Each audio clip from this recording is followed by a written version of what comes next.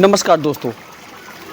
एक किसान का पुत्र और किसान यूनियन का प्रदेश अध्यक्ष, युवा नेता हमारे साथ उपस्थित हैं, जिन्हें गरीबों का मसीहा के नाम से भी लोग जानते हैं। निरंतर इन्हें क्षेत्र में ऐसे परिजनों के यहाँ ज़रूर देखा जाता है जिसके यहाँ किसी न किसी प्रकार की समस्या हो, चाहे वो लाइट समस्या हो, चाहे बिजली समस्या हो, या हत्या या किसी भी प्रकार की कोई भी समस्या हो, तो उस पीड़ित परिजनों को न्याय दिलाने का काम करते हैं। निरंतर यह चेहरा पॉपुलर होता जा रहा है। आइए आज सौभाग्य रहा हमारे चैनल के माध्यम से भैया से वार्तालाप करेंगे और जानने का प्रयास करेंगे। सबसे पहले भैया आपका बहुत बहुत स्वागत है हमारे इस चैनल पर। धन्यवाद पत्रकार महोदय, आप बहुत अच्छे पत्रकार हैं।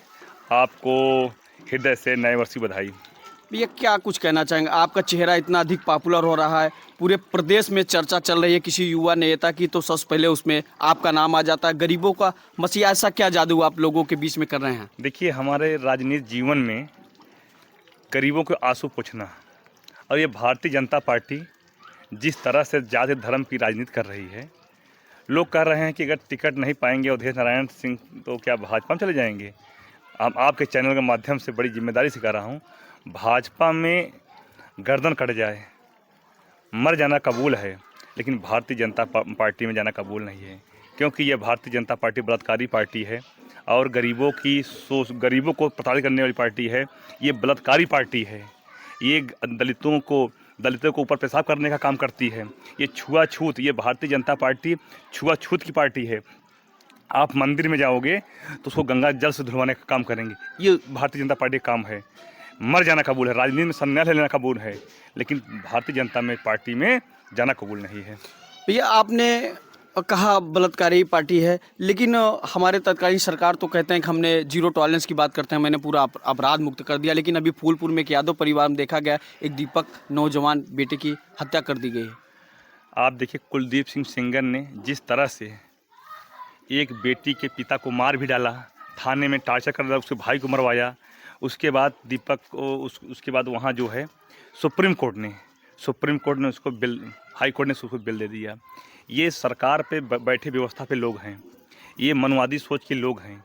ये हमको आपको नहीं चाहते कि आपका बेटा डीएम की कुर्सी पे बैठे, कि आपका बेटा लेखपाल बने।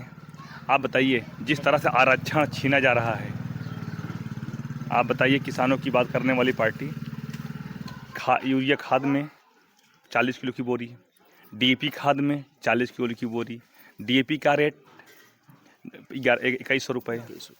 आप पढ़े लिखे हैं, आप सोच करिए कि जिस तरह से भारतीय जनता पार्टी ने देश को लूटने का काम किया।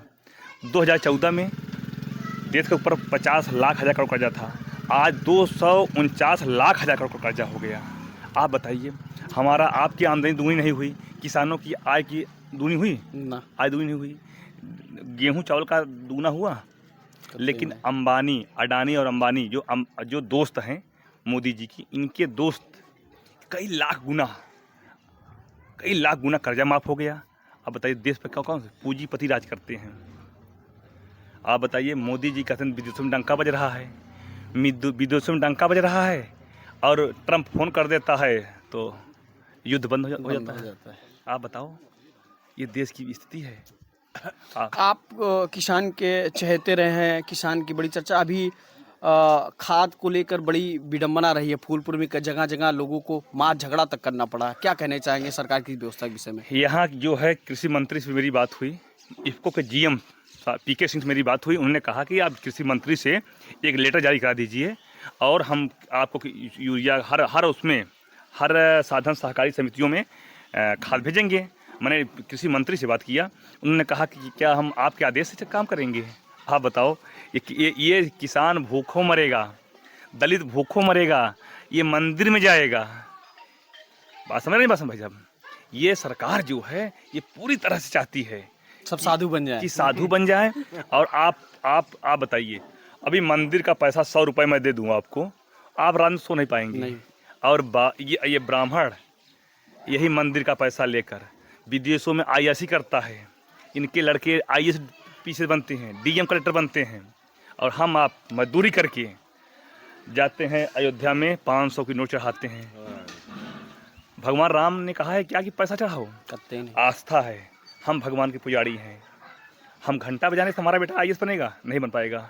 सोचना पड़ेगा। दिमाग में जो दलितों को, बैकवर्डों को अंदर गोबर भरा है उसको निकालना पड़ेगा। आप बताइए, मरने के बाद लोग चले जाते हैं, अभी आपको जल छिड़क देंगे, 501 तो जल छिड़क देंगे। आप चले जाइए, जिस तरह से गंगा जी में महाकुंभ में भ्रष्टाचार हुआ है, आप देखिए वहाँ। आप तो अच्छे पत्रकार हैं, आप करिए ना। और सुनिए, मरने जीने का ये मत जेल जाना है, आप अच्छी बात करिए। आप चंद्रशेखर आज़ाद बनिए, देश के लिए कुर्बान होइए। हमारे दादा बाबा लड़े थे गोरों से, हमको आपको लड़ना है चोरों से। ये चोर बैठे हैं, इसको याद कर लेना। सर, आपने महाकुंभ की बात की। महाकुंभ में भी एक नेताजी हैं जिन्होंने गरीब लोगों को दूध पिलाने का काम किया, लेकिन उन्होंने भी थाने में थाने में डाल दिया ये गया। तानाशाही सरकार है। अगर श्रद्धेय नेताजी को स्मृति में अगर उनको दूध बांटना है तो ये अच्छी बात है। मैं तो कहता हूँ ना कि ये भारतीय जनता पार्टी के वाले लोगों, आप भी जाओ, दूध बांटो, सब्जी बांटो, केला बांटो ना। अरे गरीबों को खिलाओ या गरीब से बड़ा कौन होता है। लेकिन ये लोग आपको, अगर दलित हो आपको छू लेंगे, हाथ धो लो। ये सोच है, मनवादी व्यवस्था सोच है। आप कभी मनवादी किताब पढ़े नहीं? बिल्कुल मनुष्य पढ़े नहीं? जानते हैं। आप तो पढ़े लिखे। हम मैं पूछ रहा हूँ। चलिए फिर से करिए, वहाँ से स्टार्ट हो जाएगा। इसलिए करना पड़ेगा। गंगा के सफाई के नाम पर कई हजार करोड़ रुपए देश को लूट लिया। पैसा किसान का, टैक्स किसान का, मजा कर रहे हैं इन लोग। आप बताइए, 69,000 शिक्षक की भर्ती घोटाला हुआ, किसी की हैसियत है केशव प्रसाद मौर्य जी की? और जो अपना दल की प्रदेश अध्यक्ष हैं, राष्ट्रीय अध्यक्ष हैं अनुप्रिया जी, क्या किसी हैसियत है? बोल दो, किसी निकाल के बाहर फेंक देंगे। इसलिए हम आपके चैनल के माध्यम से हम यही कहेंगे कि डॉक्टर भीमराव अम्बेडकर ने कहा था कि शिक्षा की ताकत बनो।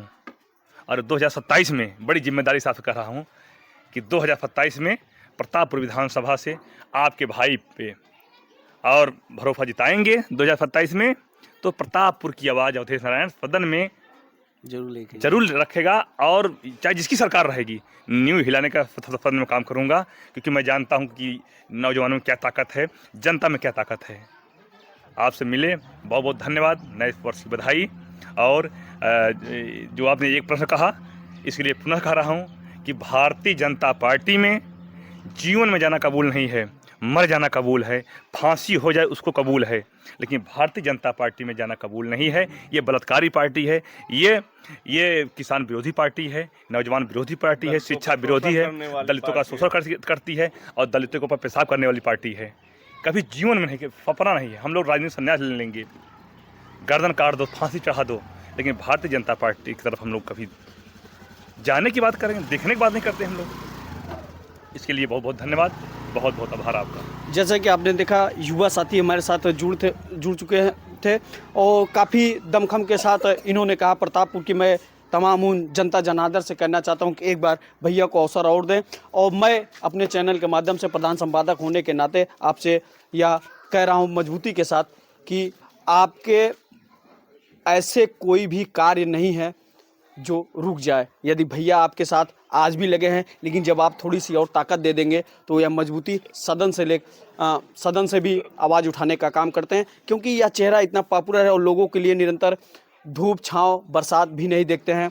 एक फ़ोन पे भाई साहब गरीब के यहाँ मसीहा बनकर निरंतर पहुँचे रहते हैं। ऐसा क्षेत्र के काफ़ी जनता जनार्दन इनसे प्रभावित भी है, ऐसा माना। मैं माननीय पूर्व मुख्यमंत्री आदरणीय अखिलेश यादव जी से भी कहना चाहूँ तो एक बार भैया को भी अवसर दें, क्योंकि यहाँ की जनता इनसे ललायित है और उनकी अंदर से आवाज़ है। बस कष्ट इस बात की कि वो आप तक पहुँचकर यह बात कह नहीं पाते हैं कि इस बार भैया को भी अवसर दिया जाए। बने रहिए NI न्यूज़ TV के साथ। मैं रोहित प्रजापति, कैमरामैन सुरेंद्र के साथ।